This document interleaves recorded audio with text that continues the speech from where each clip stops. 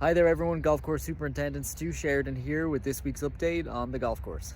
Overall, we've been very happy with how the golf course came through aeration week and continues to become cleaner this week as we continue to work in sand, pick up cores and debris, and overall just continue to clean up the golf course. This past Wednesday of this week, we put down a little bit more sand on the greens just to continue to smooth off that surface after what we did during aeration and to fill in any remaining holes that were still visible. You may notice that some of the poa annua on our greens is starting to go to seed. We can see the white seed head here, and this will become more noticeable on some greens than others, as some greens have more of the annual biotype of poa annua that goes to seed, and then some greens have more of the perennial type that does not go to seed. So once this sand works its way into the canopy, we'll be putting brushes on our greens mowers. So those brushes will be used to remove the seed head every time those greens mowers are used to mow the green. So that will help remove the seed head and continue to make the surface smoother as we move forward. The seed head usually happens this time of year as we move into May. Here on number 5 green is a really good example of the difference between the two biotypes that we have.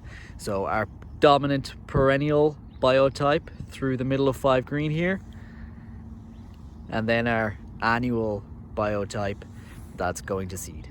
Now that we're in May, we have a full complement of staff and we're able to focus on those tasks that we typically do during the golf season, so May through September.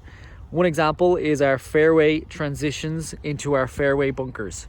So previously, until last year, these areas were mown every 2 weeks with our bunker detail that we do around the bunkers. Last year we introduced an expanded fairway extension cut. So we're focusing on these areas that transition into the fairway bunkers to bring them more into play. You can see where it transitions back to the bunker rough here.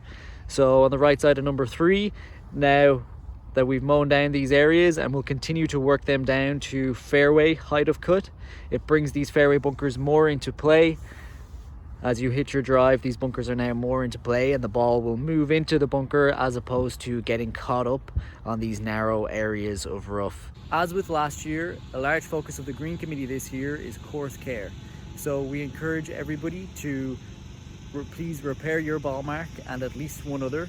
If you cannot find your ball mark, repairing another one is extremely helpful. Making sure to fill divots on fairways and rough.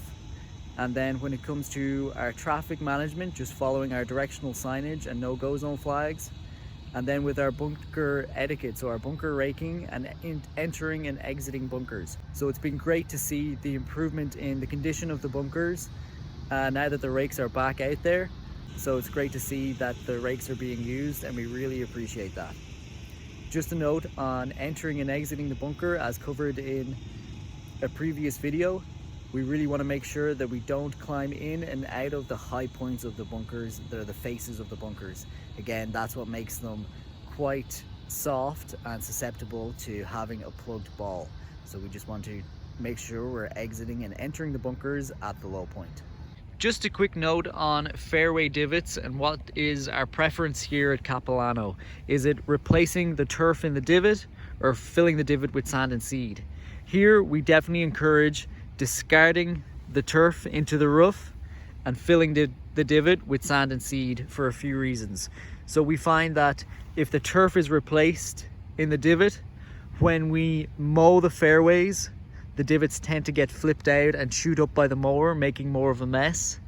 Or when we come in and we blow the fairways after the mow, which we need to do, especially after this time of year where we have a lot of growth, the blower will flip the divot out of, or flip the turf out of the divot.